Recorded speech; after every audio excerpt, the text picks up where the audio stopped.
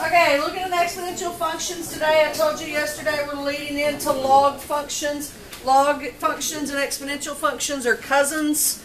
You can use exponential functions to solve logs, and you can use log functions to solve exponential. So we'll be going, after we get them both introduced, we'll be going back and forth between them. But today it's all exponential. That is just the blank parent form for an exponential function. Okay, you've done exponential functions in Algebra 2. You remember, just a rough idea, don't write this down or anything, but this is something that the graphs would look like.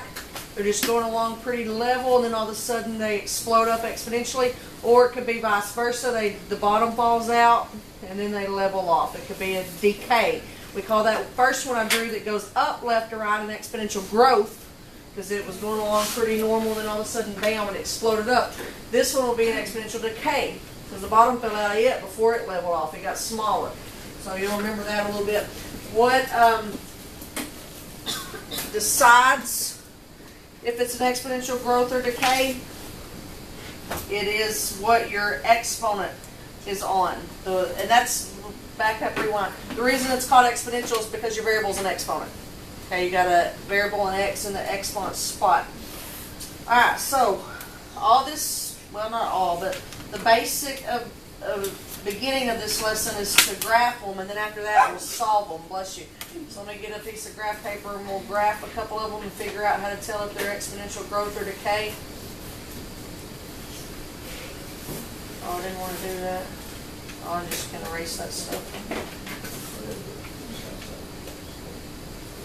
Alright, if we saw f of x equals 10 to the x, and we're told to graph that.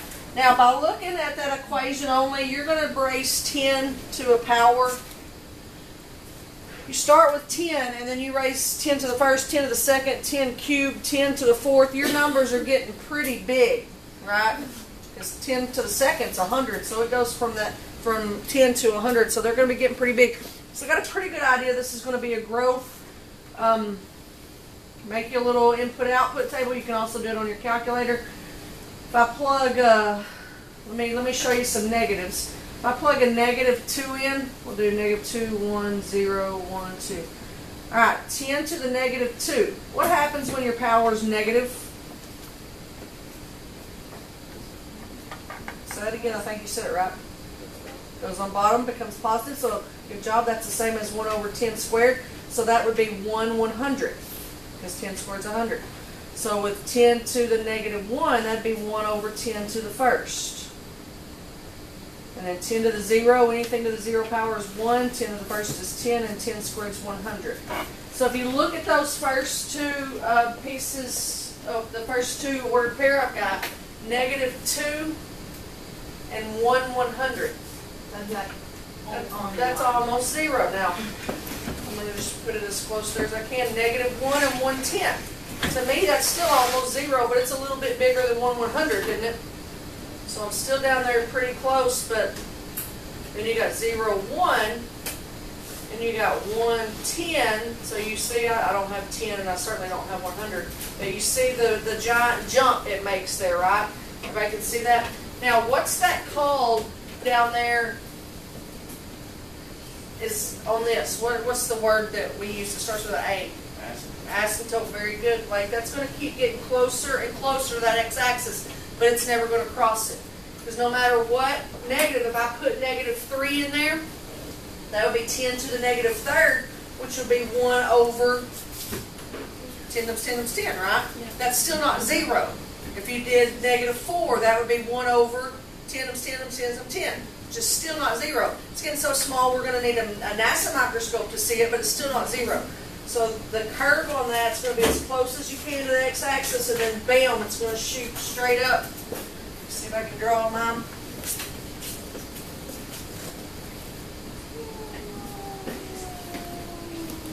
I didn't do very good, but there we go. Alright, to graph that on your calculator, you graph it just like you do anything that we graph in here. You'd hit y equals. Go to your graphing menu, type in 10 with the exponent of x. So you could do that as well. Waiting to look at Angie's to see if we need to learn how to, no, it showed up pretty good.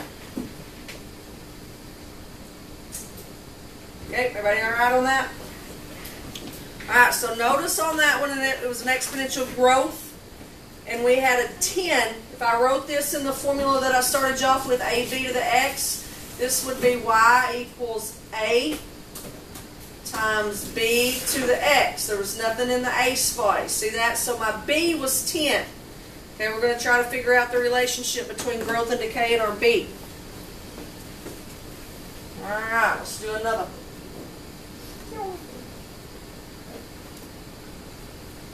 Here I've got g of x is equal to 1/4 to the x. Alright, so if I wanted to get some little points here, I'll stick with my same ones. -2, -1, 0, 1, 2. Alright, if I do 1/4 to the -2 power. This time I don't just put it on bottom because there's already a fraction. So I would actually take the reciprocal of it. That would be the same as 4 squared. Okay, so 1/4 to the -1 would be the same as 4 to the first. 1/4 to the 0, anything to the 0 is 1. 1/4 to the first. 1/4 squared, square the top and bottom, would be 1/16. Okay, look at the numbers in my y column now. Decay. Yeah, they're going down. Very good. It's a decay. So I'll be at -2, 16 up there in the ceiling somewhere. Then -1, 4. Then 0, 1. 1, 1/4. So halfway between there, 0 and a half. 2, 1/16. There you can see it's getting closer to that axis. There's your asymptote. So that would be a decay. Okay, so if we look at this, the equation that I gave you there, if I wrote that in the ABX form, I would have g of x equals 1, so there's nothing in my A spot, times 1/4 to the x. So this time our B was 1/4. So the previous problem we had a B that was greater than 1. We're making a connection on this. If our B is greater than 1, how about that? What about when your B is that? Think that's a good deduction there? Is that the right word? Okay, thanks for your input. Whew. That's why I talk to myself at home so much, because I talk to myself at school all day. It's just natural.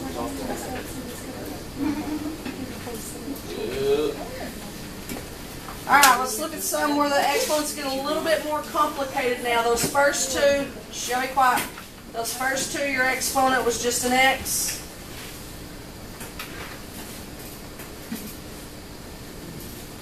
Here I've got f of x equals 2 to the 4x minus 3. Okay, so when you make your x, y input output table, you're just going to have more work to do this time because you don't just plug it into the exponent, you got some simplifying to do up there. I'm going to stay pretty close to my same pattern and do those points. Alright, so I'm going to plug that -2 in. I have to multiply it by 4, so 4 times -2 is -8. -8 minus 3 is -11. So I got to figure out what 2 to the -11th is, which is 1 over 2 to the 11th.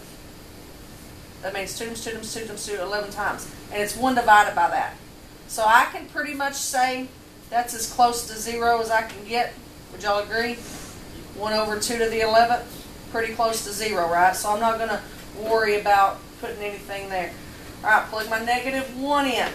4 times -1 is -4. -4 minus 3 is -7, so you got 2 to the -7th, which is 1 over 2 to the 7th. 2 times 2 times 2 times 2 times 2, and then 1 divided by that. So still pretty small, but it's a little bit bigger than that one. Okay? Alright, I hope I get some numbers I can write here in a minute. Plug my 0 in. 4 times 0 is 0. 0 minus 3 is negative 3. I got this one. 2 to the negative third is 1 over 2 cubed, which is 1/8. Finally, I got a number. It's still pretty small, but at least I can do that one in my head. I don't like those other ones. All right, 4, plug my 1 in. Let me write the 1/8 there, since I actually got an answer. 4 times 1 is 4. 4 minus 3 is 1, so 2 to the first is just 2. Plug my 2 in. 4 times 2 is 8. 8 minus 3 is 5, so 2 to the 5th. 2 is 4 times 2 is 8 times 2 is 16 times 2 is 32. So here you see the numbers that were almost 0, and then all of a sudden we're at 32. So my B was 2, so that's right, that it should be an exponential growth. I'm going to go negative 2 and just know that I'm right there on the axis. Negative 1, I'm still right there on the axis. 0, I came up a smidge. I'm starting to curve. 1, there's where it started growing exponentially. So it would look something like that.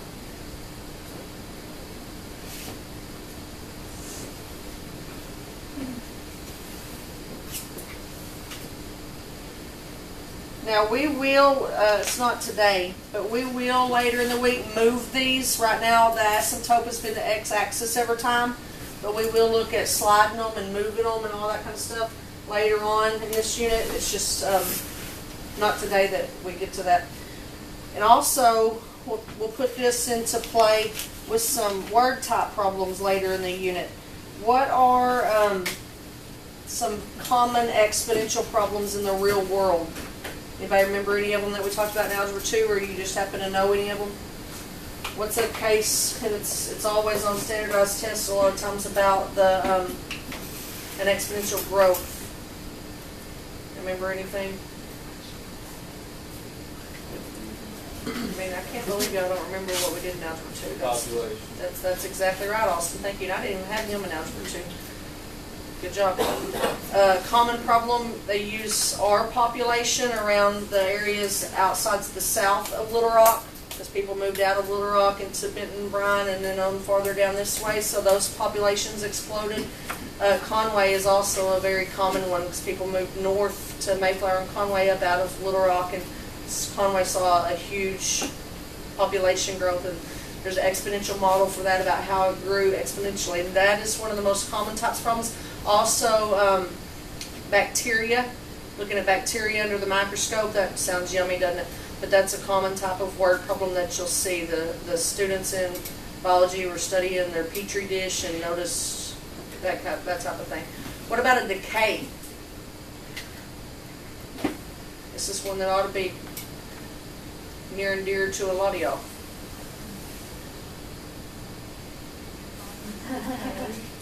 You know? Yeah, but That's what I was they don't decay exponentially fast. I mean, they'd be. Hey, well, those actually, we bug don't know. pins. We Those bugs get the have to hell dig up some some graves to figure that out. What are those things called? I can't think of it. Graves? No. Fossils. Caskets? Caskets, yes. I couldn't get caskets out. We have to dig and open up some caskets and find it. The value of a car. Anybody ever got a problem with that? The value of a car decays exponentially. Unless you buy Yoda, drop $7,500. That's right. When you buy a brand new car and get it out of the lot onto the service road there at Everett or Landers or wherever you're going to buy it, it's brand new, and you decide to change your mind, take it back the next day, you're not getting your money back. It drops a ton. They all new vehicles do. That's why when I got it, they were like, good thing. There's that, y'all don't keep up with it, I know, but there's a pretty famous guy, the financial advisor, Dave Ramsey, and it always, when you read all his stuff, his advice is buy a car that's 1 or 2 years old, so that the other people have already taken that hit for you, and you don't have to do it. Still not going to get a new car price when you take it back, but you didn't pay a new car price for it, so I don't know. I've never had a brand new car. I think it'd be pretty cool too. I never had it. My mom and dad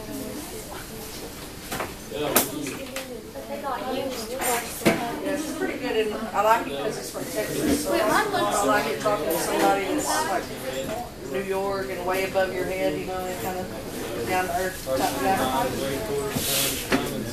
All right. second phase of this is to solve some of these. Okay, so let's look at this. 9 to the x equals 27. We're told to solve for x. What makes this different is that our x is in an exponent, so it's an exponential equation that we're solving. For today, and later in the unit, we'll learn how to do this using logs, but for today, our plan of attack is to create the same base. So I'm looking at 9 and 27, and I'm thinking, what can I change that to make this 9 be something to a power, and the 27 be the same thing to a power?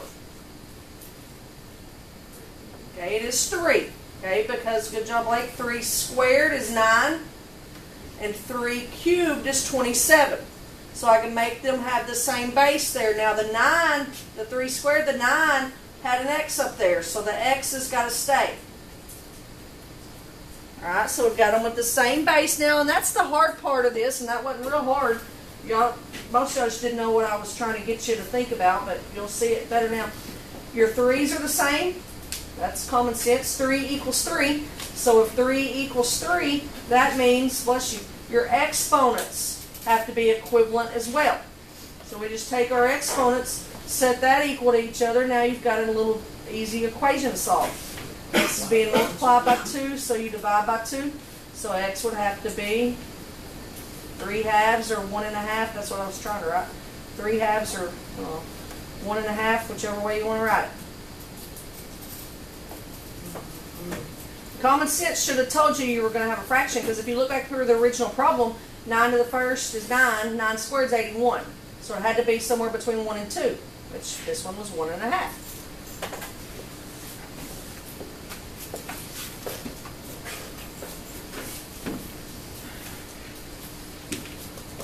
Now, let's do a couple more of those.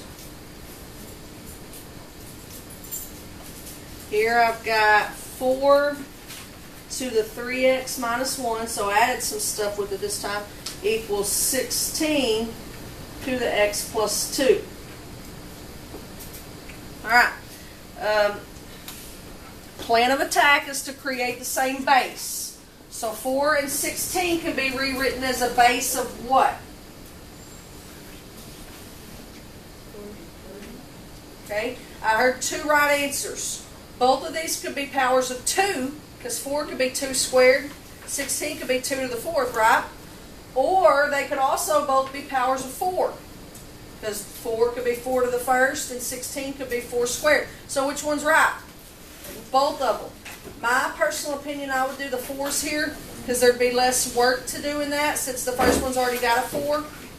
Okay, so I'm going to keep this one as it is. It's already got a 4. 16 is 4 squared. And then don't forget to bring down that x plus 2 that was up there. Now notice the way I wrote that. I did that to give you a hint on what you needed to do there. Distribute that 2. Very good. We know we got 4 equal to 4.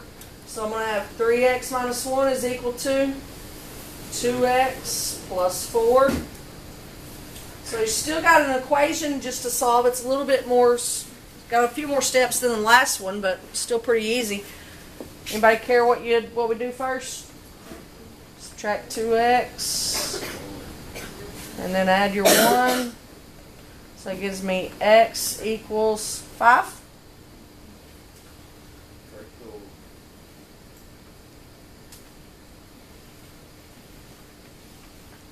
Did that equation jumped up there 2-stepper for you?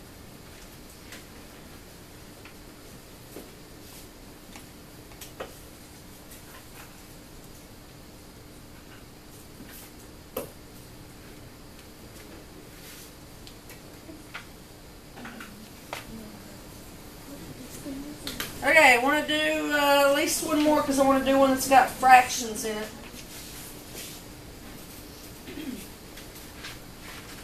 Here I've got 2/3 to the x is equal to 9/4.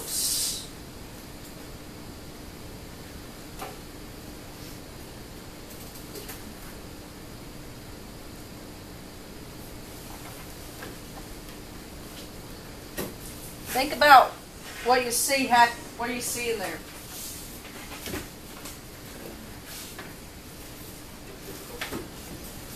Say that again. Very good, Devin. We do need to flip one of those. Good job on that.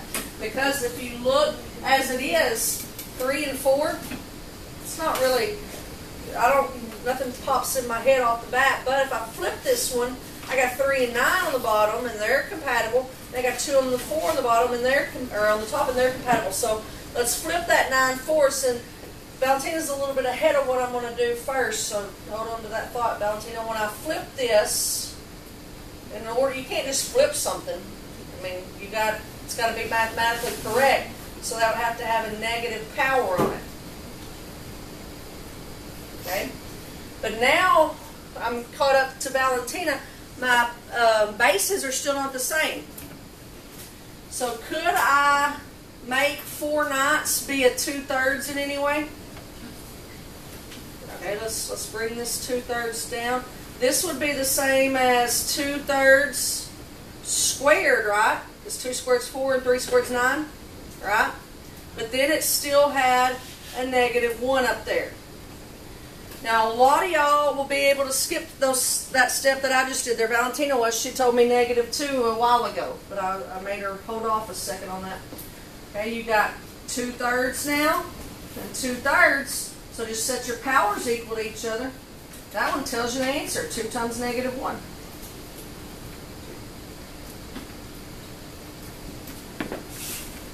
And how could you check that if you wanted to? This one will be easy to check. Go back here and do 2/3 to the -2 power and see if it gets you 9/4.